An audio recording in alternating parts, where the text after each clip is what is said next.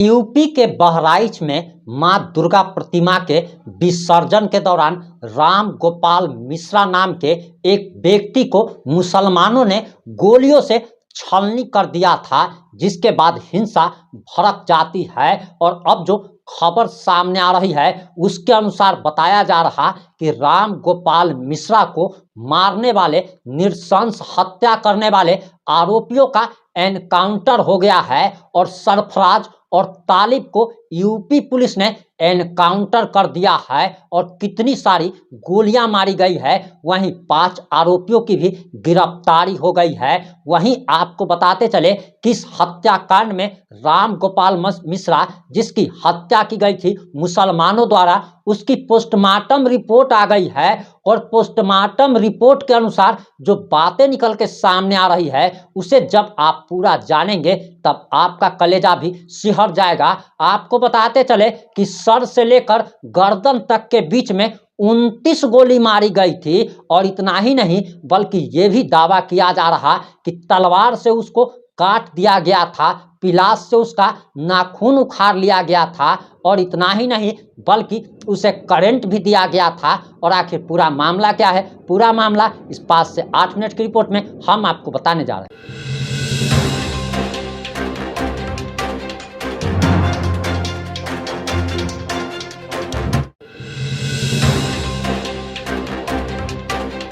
नमस्कार, मैं प्रिंस कुमार सिंह और आप देख रहे हैं पॉजिटिव इंडिया। आपको बताते चले कि बहराइच में राम गोपाल मिश्रा की घर से खींचकर नृशंस हत्या की गई थी और उस समय तो बताया गया था कि उसे 20 गोली मारी गई है, लेकिन पोस्टमार्टम रिपोर्ट में अहम खुलासा हुआ है, वो भी हम आपको बताने वाले हैं कि आखिर पोस्टमार्टम रिपोर्ट में ऐसा क्या निकल गया है जिससे हिंदुओं में आक्रोश है। लेकिन पोस्टमार्टम रिपोर्ट भी हम आपको बताएंगे, लेकिन आपको बताते चले कि यूपी पुलिस ने एनकाउंटर किया है सरफराज का, तालिब का, जिस पर यह आरोप है कि उसने राम गोपाल मिश्रा की नृशंस हत्या की थी।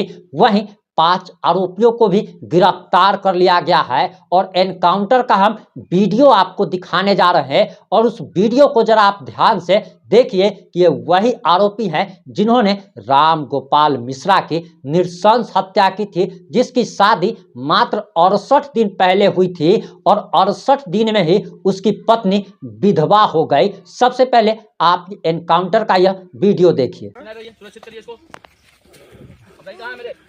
यहाँ पे रहो, असला एक बात सुरक्षित करो, लेके आओ, चलो चलो, परेशान मत हो, कोई बात नहीं, चलो ठीक है, हम लोग भागो, ना भागो,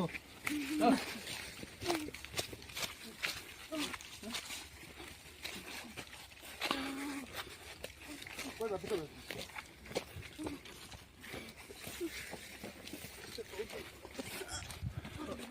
नहीं भागना चाहिए, गलत काम कर रहे हो तुम, पुलिस के ऊपर हमला कर रहे हो। हम लोग देखो तो नहीं करेंगे, कभी गलती नहीं करेंगे। क्यों गोली चला दी पुलिस के ऊपर? सर हम लोग भागना चाह रहे थे कि फायर करके निकल गलत है ना, ये गलती वहां की। अपराध करो फिर दूसरी अपराध कर रहे हो। गलती हो गई सर, हम लोग प्यार से लेके आ रहे थे, इतना भरोसा नहीं था तुम लोगों पर, किस तरह करोगे। चलो गाड़ी घुमाओ, अरे गाड़ी घुमाइए, गाड़ी घुमाइए जल्दी। आपने एनकाउंटर का वीडियो देख लिया होगा। अब आपको बताते चले कि राम गोपाल मिश्रा की उम्र मात्र 26 साल बताई जा रही है। हालांकि सर्टिफिकेट के अनुसार उसकी उम्र मात्र 22 साल बताई जा रही है और मात्र 68 दिन पहले उसकी शादी हुई थी। लव मैरिज उसने शादी की थी, लेकिन मात्र 68 दिन के बाद ही उसकी पत्नी विधवा हो जाती है और उसका पोस्टमार्टम रिपोर्ट भी सामने आ गया है और बताया जा रहा कि बहराइच हिंसा में मारे गए राम गोपाल मिश्रा की पोस्टमार्टम रिपोर्ट की डिटेल सामने आ गई है।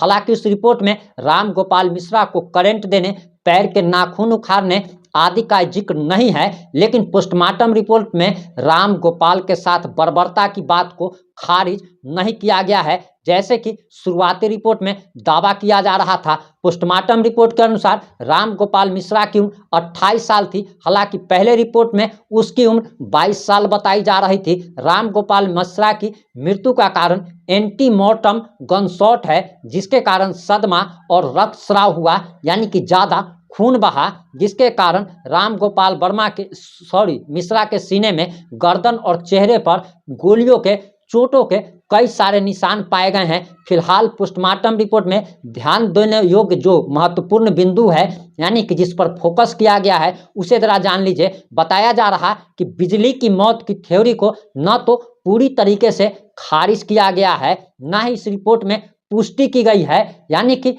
ये जो आरोप लग रहा है कि करंट भी दिया गया था, इस पर पोस्टमार्टम रिपोर्ट में कोई खुलासा नहीं हुआ है, ना तो इसकी पुष्टि ही हुई है, ना तो इसका खंडन ही किया गया है। और इसमें जांच की आवश्यकता बताई जा रही है। पोस्टमार्टम करने वाले डॉक्टर बता रहे हैं कि इसकी जांच की जानी चाहिए। वहीं पोस्टमार्टम रिपोर्ट में मृतक के शरीर में 3 बड़ी चोट के निशान पाए गए, जिसमें बंदूक की गोली से होने की संभावना है। एक चोट माथे के बाईं और बाईं भौं के ठीक ऊपर और अन्य 2 बाएं और दाएं पैर के अंगूठे के सामने के सिर पर बताई जा रही है। ध्यान देने की बात यह है कि राम गोपाल मिश्रा की पोस्टमार्टम रिपोर्ट में पैर की उंगलियों में लगी चोट को गहरी जली हुई चोट बताया गया है। और सोशल मीडिया पर राम गोपाल मिश्रा के शव की जो तस्वीर दिखाई जा रही, उसमें पैरों की उंगलियों पर गहरे काले निशान लगे हुए हैं। इसका कारण अभी तक नहीं पता चल रहा है। ऊपर वहीं आपको बताते चले कि पोस्टमार्टम रिपोर्ट में राम गोपाल मिश्रा के शरीर पर कुल 8 गंभीर चोटों का जिक्र किया गया है। और पोस्टमार्टम रिपोर्ट में 40 जगह पर छर्रे लगने से, यानी कि बताया जा रहा कि राम गोपाल मिश्रा को 20 नहीं बल्कि 40 गोली मारी गई थी। पोस्टमार्टम रिपोर्ट में 40 छर्रे लगे होने की बात सामने आई है। और राम गोपाल मिश्रा की छाती से लेकर गर्दन तक में, यानी कि छाती से लेकर के गर्दन तक में 29 छर्रे पाए गए हैं। यानी आप सोच सकते हैं कि सीने से लेकर के गर्दन तक में उसको 29 गोली मारी गई थी। इससे आप नृशंसता का अंदाजा लगा सकते हैं कि आखिर ये लोग हिंदुओं के कितने बड़े दुश्मन हैं और हिंदुओं से इनको कितनी ज़्यादा नफरत है। वहीं बताया जा रहा कि दाहिने ऊपर भुजा पर 2 छर्रे लगे हैं, जबकि 3 छर्रे जो है बाईं ऊपरी भुजा के ऊपर लगे हैं। वहीं चेहरे पर 6 छर्रे लगने का रिपोर्ट का जिक्र है। यानी कि जो भी 40 गोली जो मारी गई है, वो छाती से लेकर सर तक के बीच में टोटल 40 गोली इसको मारी गई थी। इससे आप अंदाजा लगा सकते हैं कि आखिर क्या किया गया था। वहीं आपको बताते चले कि यूपी में जब ये हत्या हुई, आखिर ये हत्या की शुरुआत कैसे हुई, इसको भी जरा हम आपको संक्षेप में बता दे रहे हैं। माँ दुर्गा का विसर्जन चल रहा था और इसी दौरान मुसलमान और हिंदुओं के बीच में बहस हो जाती है डीजे बजाने को लेकर। जब दोनों धर्मों के बीच के लोगों के बीच में बहस हो जाती है, तब यह झगड़े का रूप ले लेता है। और झगड़ा इतना ज़्यादा बढ़ जाता है कि मुसलमान जो हैं वो 40 गोली राम गोपाल मिश्रा के सीने से लेकर सर के बीच में उतार देते हैं। और इसके बाद हिंदू आक्रोशित हो जाता है, हिंदू सड़क पर निकल जाता है, जगह जगह पर आगजनी की जाती है, पुलिस पर भी पथराव किया जाता है। तो आप ये जान लीजिए कि यूपी की योगी आदित्यनाथ की पुलिस हिंदुओं को दम भर दौड़ा करके कूटती है। और बताया तो यहाँ तक जा रहा कि हजारों की संख्या में हिंदू घायल हुए हैं। यानी कि योगी आदित्यनाथ को हिंदू हृदय सम्राट कहा जाता है, लेकिन योगी आदित्यनाथ ही अपने पुलिस से हिंदुओं को ही दौड़ा करके पीटते हैं और एक भी मुसलमान सड़क पर नजर नहीं आता। वहीं आपको बताते चले कि यूपी में जिस आईजी को भेजा जाता है अमिताभ यश को, वो भी